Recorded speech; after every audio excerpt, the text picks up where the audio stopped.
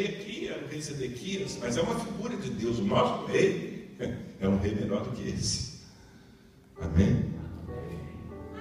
Como é importante que nós nos movamos, que sejamos uma igreja que ora pelos perdidos.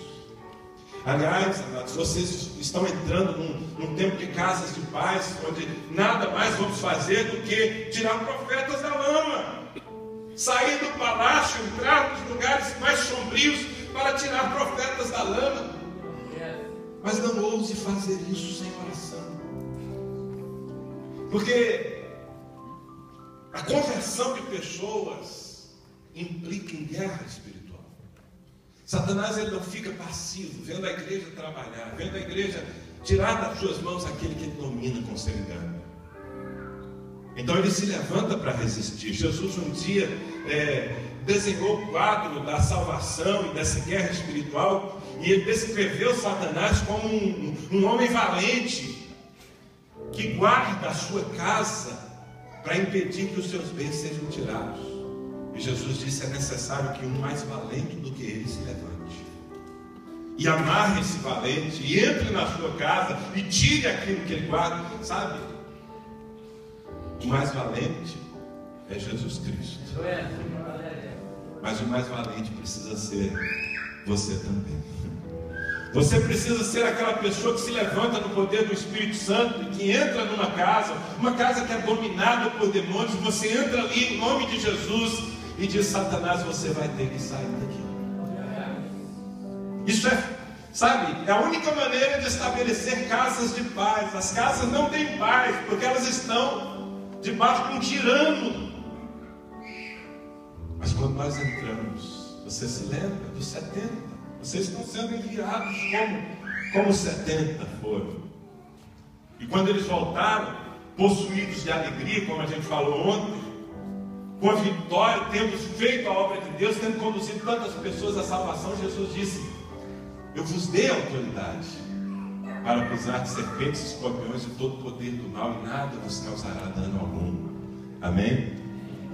Mas essa autoridade, amado, vai ser exercitada enquanto nós oramos. Você precisa orar por pessoas. Você precisa orar por sua família. Talvez haja profetas dentro da sua casa morrendo na lama. Ah, pastor, meu pai não, meu pai é um bêbado. Meu pai é um homem duro de coração. Não é um profeta. Bem, talvez se você orar, talvez se Deus mudar a sua ótica a respeito dele, ele pode ser amanhã um homem que esteja pregando aqui. Seu vizinho, aquelas pessoas que trabalham com você.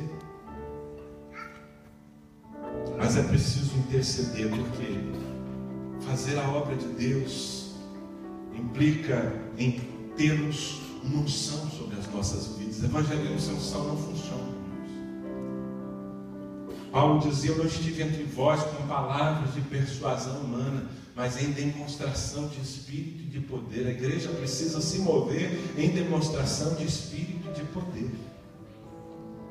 O Espírito Santo está disponível, mas ele precisa ser, sabe, cultivado na sua vida. E é importante que a igreja ore, que interceda. Por que Ebed-Meleque não saiu a fazer algo? Porque ele sabia que se Jeremias estava numa cisterna, porque os seus inimigos haviam lançado. E se ele tirar aquele homem da cisterna, provavelmente ele ia ter que enfrentar os inimigos que o haviam lançado ali. Então ele vai ao rei, ele vai buscar o respaldo do rei. Eu tenho uma boa notícia para dar para você. O rei está interessado em respaldar você. O rei está interessado em que os profetas sejam livrados. Amém? Olha o que diz o rei no versículo 10. Então deu ordem o rei a Ebed-Meleque o etíope, dizendo: toma contigo daqui 30 homens e tira da cisterna o profeta Jeremias antes que morra. Então aquilo que antes era um peso no coração de Ebed-Meleque, agora se tornou uma responsabilidade. Porque quando ele procura o rei lhe dá uma ordem. Diga ordem. Diga ordem. Se fosse em Ribeirão seria ordem.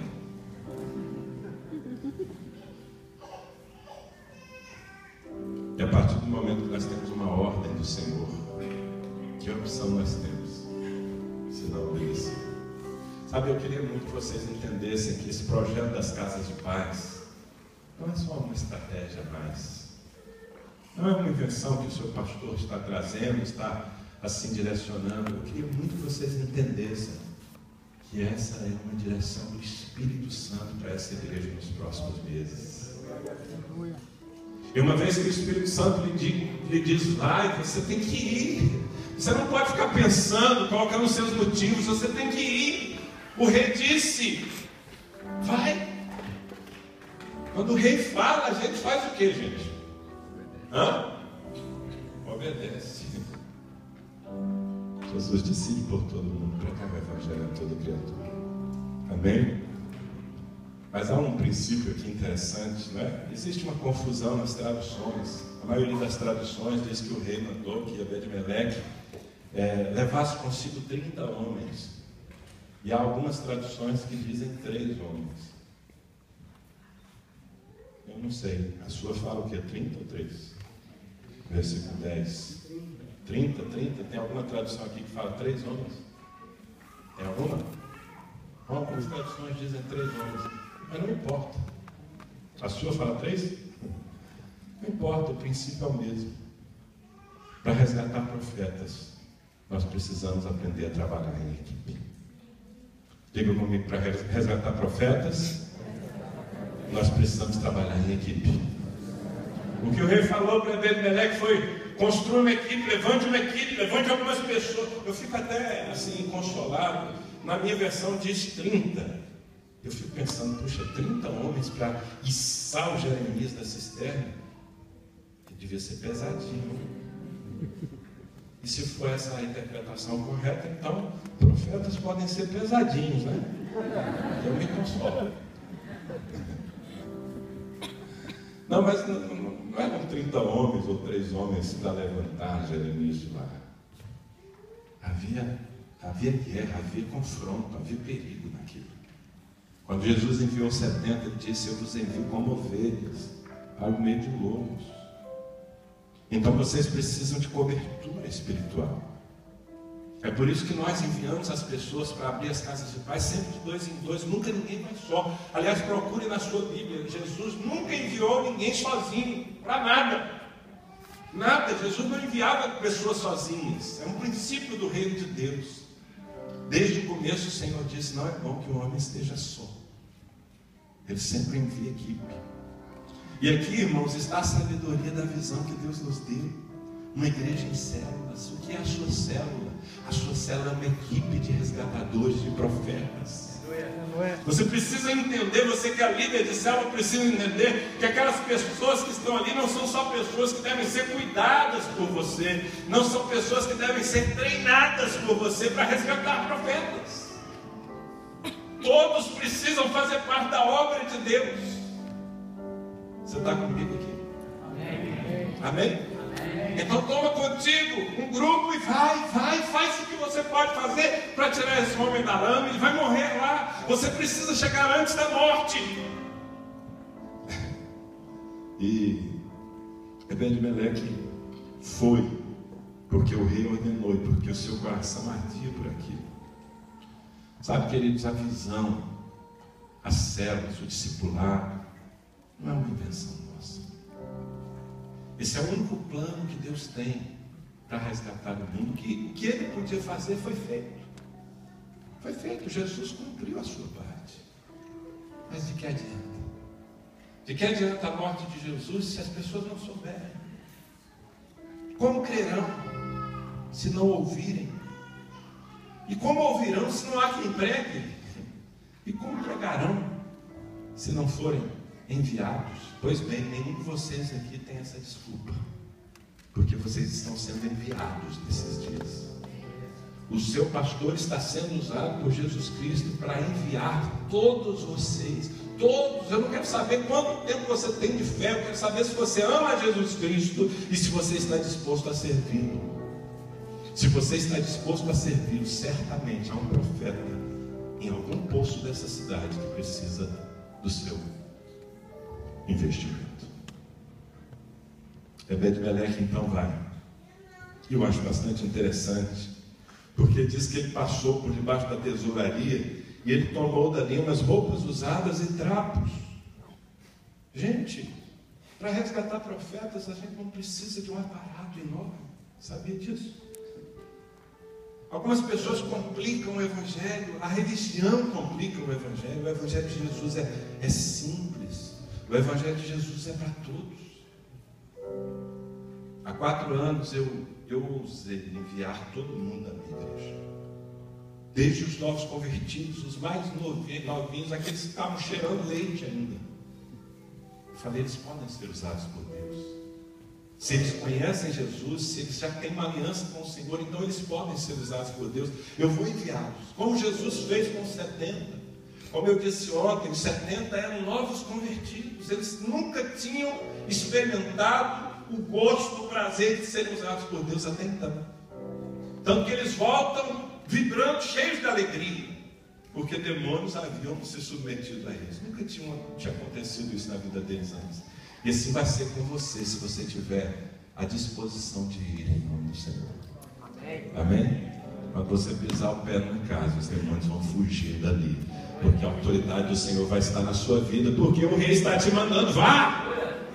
Resgate profetas, faça a sua equipe. Vamos organizar as nossas duplas, irmãos. Vamos resgatar pessoas que estão aí esperando o resgate. Mas eu quero chamar a tua atenção para a simplicidade das coisas. Talvez você não tenha um conhecimento bíblico. Você está chegando agora, mas você tem uma experiência com Deus. Quantos de vocês aqui podem dizer, eu me converti a Jesus Cristo, eu tenho uma experiência de transformação de vida, porque Jesus entrou na minha história? Quem aqui pode dizer, eu sou um testemunho de Jesus? Deixa eu ver, quem tem uma experiência com Jesus? Pronto. Se você tem uma experiência com Jesus, você tem tudo o que precisa para ganhar vidas. Tudo o que precisa, você já tem.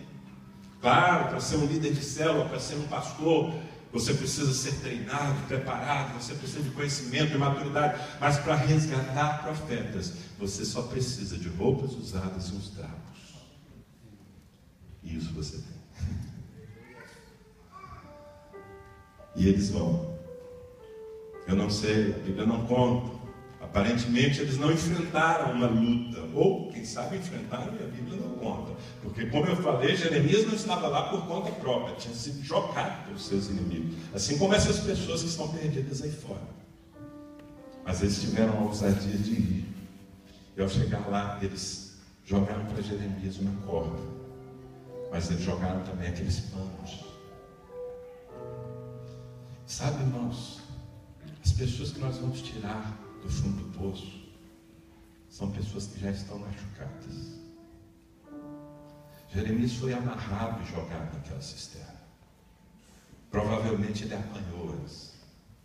E agora, aqueles que vão resgatá-lo jogam para eles uns panos e dizem assim: Jeremias, coloque esses panos debaixo das suas axilas, para que a corda não fira você, nós vamos te puxar daí. Nós precisamos ter esse coração cuidadoso com aqueles que estão se convertendo. São pessoas magoadas, feridas, desconfiadas. Nós temos que ter cuidado com elas, zelo com elas. Nós temos que ser pacientes com elas. Nós precisamos entender que Deus quer nos usar como instrumento de cura na vida delas. Não apenas de tirá-las da lama, mas de curá-las. E nós vamos precisar participar do processo na vida dessas pessoas. Como é lindo você ver uma pessoa ser tirada do pecado, e lá na frente você encontra pregando a palavra. Olha, no ano passado eu abri uma casa de paz com a Mônica, e na nossa casa de paz muitas pessoas se converteram. Aquela casa de paz se transformou em 2 células, uma de homens e uma de mulheres. E o filho da paz, aquele que nós ganhamos primeiro, que nós fizemos as reuniões na casa dele, já é um líder de célula. Ele e a esposa já são líderes de célula. Isso aconteceu no ano passado, eles já são líderes de célula na nossa igreja. Que bonito ver essa trajetória de alguém que está vindo, mas que precisa de paciência, precisa de cuidado, de carinho.